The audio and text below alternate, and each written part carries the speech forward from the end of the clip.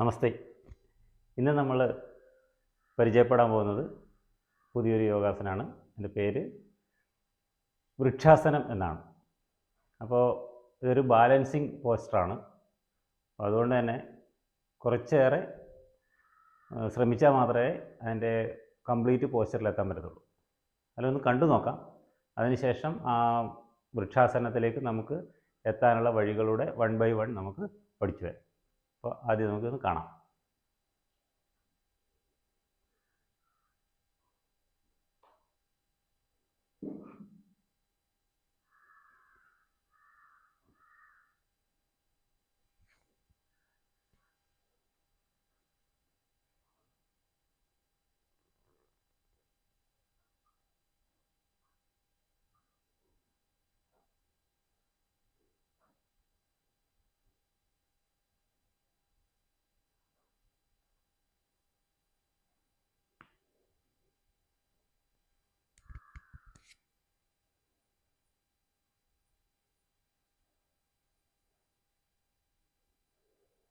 ഇതാണ് നമ്മൾ ചെയ്യേണ്ടത്. ഇപ്പോൾ വലതുകാല് മടക്കി ചെയ്തു കഴിഞ്ഞാൽ അടുത്തത് ഇടതുകാല് മടക്കി ചെയ്യണം. അന്നേരമാണ് പൂർണ്ണമായിട്ട് ആകുക. ഇത് ചെയ്യുന്നത് നമ്മുടെ ശരീരത്തിൻ്റെ ബാലൻസ് നമുക്ക് നിയന്ത്രിക്കാൻ സാധിക്കുക. അതുപോലെ ഏറ്റവും നല്ലത് ഏകാഗ്രത ഉണ്ടാക്കുക എന്നുള്ളതാണ്. നമ്മുടെ മനസ്സിനെയും ശരീരത്തെയും ഏകാഗ്രമായിട്ട് നിർത്താൻ സാധിക്കുക എന്നുള്ള ഗുണമാണ് ഈ വൃക്ഷാസനം ചെയ്യുന്നതിലൂടെ നമുക്ക് ചെയ്യാൻ സാധിക്കും. അപ്പോൾ ബിഗിനേഴ്സിന് ഒറ്റക്കാലം നിൽക്കാൻ സാധിക്കില്ല. നമ്മൾ സാധാരണ പല സ്ഥലത്തും നമ്മുടെ വീട്ടിലൊക്കെ വെറുതെ നിൽക്കുന്ന സമയത്ത് ഇങ്ങനെയൊക്കെ വെറുതെ നിന്ന് മുട്ടിലൊരു കാരണവശാലും ചവിട്ടരുത്. ഇങ്ങനെ നിൽക്കാൻ പറ്റുന്നവർ ഇവിടെ ഇങ്ങനെ വെറുതെ നിൽക്കുക, അല്ലെങ്കിൽ ഒരു കാല് പൊക്കി നിൽക്കുക, അങ്ങനെ കുറച്ച് ഇങ്ങനെയൊക്കെ ചെയ്താൽ പറ്റും. ബിഗിനേഴ്സിന് ഞാൻ ഒരു വിദ്യ കാണിച്ചു തരാം, അത് ചെയ്താൽ മതി. അപ്പോൾ നമ്മൾ ഒറ്റക്കാലിൽ ഇങ്ങനെ നിൽക്കാൻ പറ്റും എന്നുണ്ടെങ്കിൽ നമ്മൾ ഇങ്ങനെ നിന്ന് ശീലിക്കുക. ചില ആൾക്കാർക്ക് അത് സാധിച്ചു എന്ന് വരില്ല. അപ്പോൾ ശ്രദ്ധിക്കേണ്ട ഒരു കാര്യം, നമ്മൾ മടക്കി ചവിട്ടുന്ന കാല് ഒരു കാരണവശാലും മുട്ടിൽ വരരുത്. മുട്ടിൽ വന്ന് പ്രഷർ വന്നു കഴിഞ്ഞാൽ അവിടെ നമുക്ക് ഈ ജോയിൻറ്റിന് പ്രശ്നമുണ്ടാവും. അപ്പോൾ നമുക്ക് 2 മസിലാണുള്ളത്, ഇവിടുത്തെ ഈ മസിലും ഈ മസിൽ. അപ്പോൾ ഈ മസിലിന് ചവിട്ടി നിൽക്കാൻ പറ്റുന്ന ആൾക്കാർ, കൈ കൂപ്പി നിൽക്കാൻ പറ്റുന്ന ആൾക്കാർ നിൽക്കുക. ഇങ്ങനെ നിൽക്കാൻ പറ്റുമെങ്കിൽ ഇങ്ങനെ നിന്ന് ശീലിക്കുക. ഇനി അതൊന്നും ആവുന്നില്ല എന്നുണ്ടെങ്കിൽ നമുക്കൊരു എന്തെങ്കിലും ഒരു ഭിത്തിയോ ഒരു കസേരയോ എന്തെങ്കിലും അടുത്തുണ്ടെങ്കിൽ നമ്മൾ ഈ ഇങ്ങനെ നിന്ന് നേരെ നിൽക്കണം, ചെരിഞ്ഞു പോകരുത്, നേരെ നിൽക്കണം. എന്നിട്ട് ഈ കാല് മടക്കി കാലിൻ്റെ അടിഭാഗത്തെ മസിലിൻ്റെ ഭാഗത്ത് ചവിട്ടി നമുക്ക് തിരിഞ്ഞു വരേണ്ടതുണ്ട് കാല്. അപ്പോൾ തൽക്കാലം ഇങ്ങനെ ചവിട്ടി വെച്ച് നമ്മൾ ഈ കൈ തൽക്കാലം ഒന്ന് പിടിച്ച് ഈ കൈ ഇങ്ങനെ നിൽക്കുക. അപ്പോൾ അതൊക്കെ നിന്ന് കഴിയുമ്പോൾ നമുക്ക് ഈ കൈ ഉപേക്ഷിക്കാൻ പറ്റുമെങ്കിൽ ആ കൈ ഉപേക്ഷിച്ചിട്ട് കുറച്ച് നേരം നിൽക്കുക. അത് എത്രത്തോളം നമ്മൾ വീഴാൻ പോകുന്നോ മറ്റോ തോന്നുന്നുണ്ടെങ്കിൽ നമ്മൾ പിടിക്കുക, എന്നിട്ട് കാല് മാറ്റി വെക്കുക. ഇത് 2 വശത്തും ചെയ്ത് പ്രാക്ടീസ് ചെയ്യാം. അതിനുശേഷം കുറേ കാലം ഇത് ചെയ്ത് കഴിഞ്ഞാൽ നമുക്ക് നേരെ കാലിനെ ഇവിടെ കൊണ്ടുവരാൻ സാധിക്കും. ശ്രദ്ധിക്കണം, കാൽമുട്ടിൽ ചവിട്ടരുത്, ആ മസിലിലേ ചവിട്ടാവുള്ളൂ. അവിടെയും നമുക്ക് ബാലൻസ് കിട്ടുന്നില്ല എങ്കിൽ നമുക്ക് എന്ത് ചെയ്യാം, അടുത്തൊരു ചെയറോ അല്ലെ ഭിത്തി ഉണ്ടെങ്കിൽ ഭിത്തിയിലോ ഒരു വശം നമുക്ക് ഉറപ്പിച്ച് ഇതേപോലെ ചെയ്യാം. ചെയ്യേണ്ടത് നമുക്കൊരു ബാലൻസ് കിട്ടും എന്നുണ്ടെങ്കിൽ നമ്മൾ ഈ കൈ ഒന്ന് റിലീസ് ചെയ്യണം. ഇവിടെ നമുക്ക് എത്തിക്കഴിയുകയാണെങ്കിൽ തുടയുടെ മസിലിനെ ചവിട്ടാനുള്ള സമയം കിട്ടുകയാണെങ്കിൽ നമ്മൾ തൊഴുതുകൊണ്ട് നിൽക്കുക എന്ന് നമ്മൾ പ്രാക്ടീസ് ചെയ്യാം. ഇവിടുന്ന് വേണം നമുക്ക് പോസ്റ്ററിലേക്ക് പോകാൻ. പിന്നെ നമ്മൾ കറക്റ്റ് ചെയ്തിട്ട് ചെയ്യുന്നത് എന്താണെന്ന് വെച്ചാൽ, ഈ മസിലിൽ നേരെ കുത്തനെയാണ് നമ്മൾ കാല് ചവിട്ടുക. ഈ കാല് പരമാവധി പുറകോട്ട് പോകണം. അപ്പോൾ അവിടെയും നമ്മൾ ഇത് ശീലിക്കുക.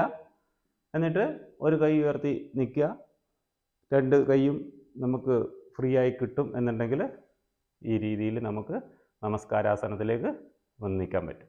ക്രമേണ നമുക്ക് പൂർണ്ണമായിട്ട് ചെയ്യാൻ പറ്റും.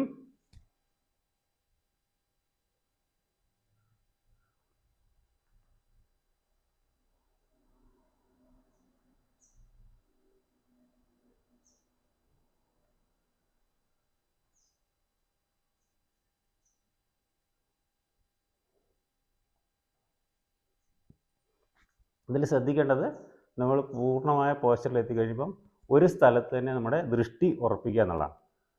അതാണ് ഇതിൽ നമ്മൾ ചെയ്യേണ്ടത്. ശരി, നമസ്തേ. നമ്മളേറെ ശ്രദ്ധിക്കേണ്ട ഒരു കാര്യമാണ് നമ്മുടെ ശ്വസനം. ഇപ്പോൾ യോഗാസനത്തിൽ നമുക്കൊക്കെ അറിയാവുന്ന ഒരു കാര്യമാണ് പ്രാണായാമം എന്ന് പറഞ്ഞൊരു ക്രിയയുണ്ട്. ആ പ്രാണായാമ ക്രിയയിൽ ഒരു ക്രിയയാണ് നമ്മളിവിടെ പരിചയപ്പെടാൻ പോകുന്നത്. അതിൻ്റെ പേര് കപാലഭാതി എന്നാണ്. നോർമലി നമ്മൾ ശ്വാസോച്ഛ്വാസം ചെയ്യുമ്പോൾ നമ്മുടെ ശ്വാസകോശത്തിൻ്റെ പൂർണ്ണമായ വികാസവും സങ്കോചവും ഉണ്ടാകുന്നില്ല എന്നെല്ലാവർക്കും അറിയാം. അപ്പോൾ അതിനെയൊക്കെ ഒന്ന് കൺട്രോൾ ചെയ്ത് കൊണ്ടുവരാനാണ് നമ്മൾ പ്രാണായാമം ശീലിക്കുന്നത്, നമ്മുടെ രക്തത്തിലെ ഓക്സിജൻ്റെ അളവ് വർദ്ധിപ്പിക്കാൻ. അപ്പോൾ ഇവിടെ നമ്മൾ പ്രാണായാമം ചെയ്യുമ്പോൾ സ്ഥിര സുഖ ആസനം എന്നുള്ളതാണ് നമ്മൾ യോഗാസനത്തെക്കുറിച്ച് പറയുന്നത്. സ്ഥിരമായ സുഖം ലഭിക്കണം. അപ്പോൾ നമ്മൾ യോഗാസനം ചെയ്യുമ്പം മുമ്പേ പറഞ്ഞു കേട്ടിട്ടുള്ളതാണ്, പറയുന്നതാണ് നട്ടെല്ല് നൂർന്നിരിക്കണം എന്നുള്ളത്. ഇത് നമ്മൾ സാധാരണ ഇരിക്കുന്ന ഒരു പോസ്ചറിലാണ് ഞാൻ ഇരിക്കുന്നത്. അതിൽ നിന്ന് മാറി പത്മാസനത്തിലിരിക്കാൻ പറ്റുന്ന ആൾക്കാർക്ക് പത്മാസനത്തിലിരിക്കാം. ഇനി അതല്ല, ഈ കപാലഭാതി ചെയ്യുമ്പോൾ നമുക്ക് വജ്രാസനത്തിലിരുന്നുകൊണ്ട് ചെയ്യാം. അപ്പോൾ എന്താണ് ചെയ്യുക എന്ന് നമുക്ക് കണ്ടതിന് ശേഷം ബാക്കി കാര്യങ്ങളിലേക്ക് കടക്കാം. ഞാൻ വജ്രാസനത്തിലേക്ക് ഇരിക്കാൻ പോകാം.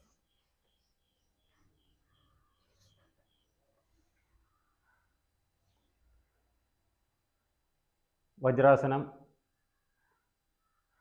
ചെയ്യുന്നത് നമ്മൾ കാല് മടക്കി ഉപ്പൂറ്റിയുടെ ഇടയിലാണ് നമ്മൾ ഇരിക്കുന്നത്.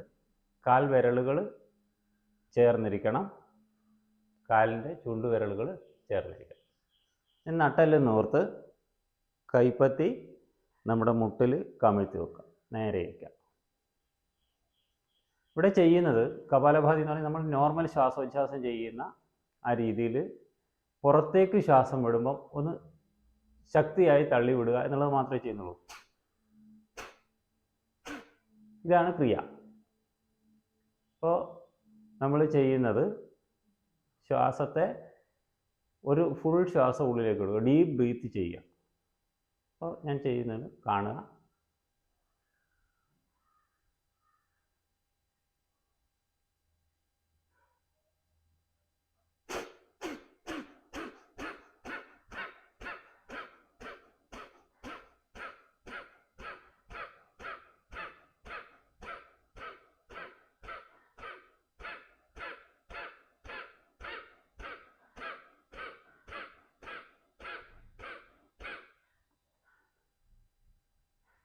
ഇതാണ് കപാലഭാതി ക്രിയ.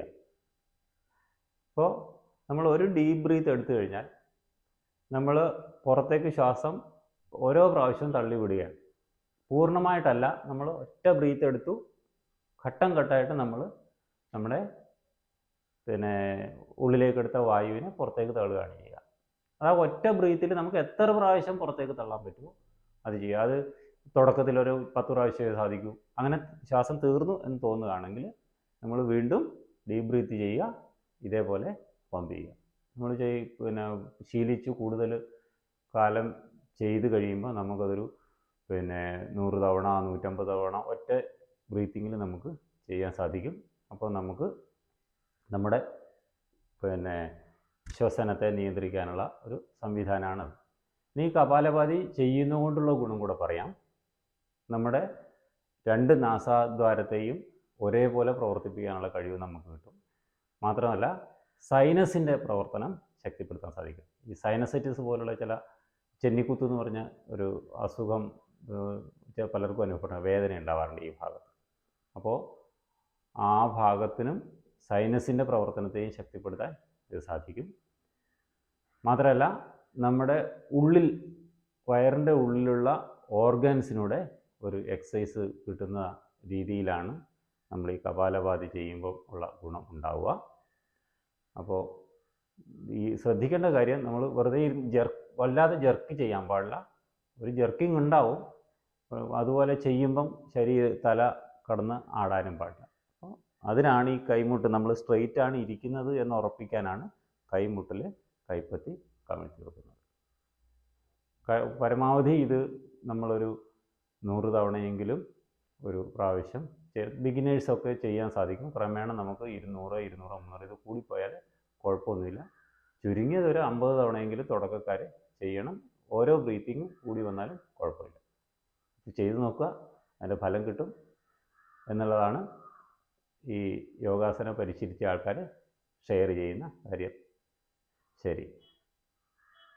ഈ യൂട്യൂബ് ചാനൽ ഫോളോ ചെയ്യുന്നവർ യോഗാസനങ്ങൾ ചെയ്തു തുടങ്ങിയിട്ടുണ്ട് എന്നാണ് ഞാൻ വിശ്വസിക്കുന്നത്. അതിൻ്റെ ഫലം നിങ്ങൾക്കുണ്ടാകുന്നു എന്നും ഞാൻ കരുതുകയാണ്. അപ്പോൾ യോഗാസനങ്ങൾ ചെയ്തു തുടങ്ങുന്നതിന് മുന്നേ ശിഥിലീകരണ വ്യായാമം ചെയ്യേണ്ടത് എന്തുകൊണ്ട്, എങ്ങനെ ചെയ്യണമെന്ന് ഞാൻ യോഗ ഫോർ ബിഗിനേഴ്സ് എന്നുള്ള യൂട്യൂബ് വീഡിയോയിൽ ഇട്ടിട്ടുണ്ട്. അപ്പോൾ അത് ചെയ്തിട്ട് മാത്രമേ നമുക്ക് യോഗാസനത്തിൽ കടക്കാൻ പറ്റൂ. കാരണം ശരീരത്തെ ഒരുക്കി കൊണ്ടുവരണം. സിമ്പിളായിട്ടുള്ള ശിഥിലീകരണ വ്യായാമങ്ങളാണ് അതിനകത്ത് കൊടുത്തിട്ടുള്ളത്. ഇനി നമുക്ക് ക്രമേണ യോഗാസനങ്ങളുടെ എണ്ണം കൂട്ടിക്കൊണ്ടുവരണം. ഇരുന്നു കൊണ്ട്, നിന്നുകൊണ്ട്, കിടന്നുകൊണ്ടൊക്കെ ചെയ്യുന്ന യോഗാസനങ്ങൾ. അപ്പോൾ കൂടുതൽ യോഗാസനങ്ങളിലേക്ക് പോകുമ്പോൾ നമ്മൾ തീർച്ചയായും ശിഥിലീകരണ വ്യായാമങ്ങളുടെ എണ്ണവും കൂട്ടും. അതുപോലെ സ്പീഡ് കൂടുതലുള്ള ശിഥിലീകരണ വ്യായാമങ്ങളുണ്ട്. അപ്പോൾ അതുകൂടെ എല്ലാവരും ചെയ്തതിന് ശേഷം വേണം നമ്മൾ യോഗാസനത്തിലേക്ക് പ്രവേശിക്കാൻ. നന്ദി, നമസ്കാരം.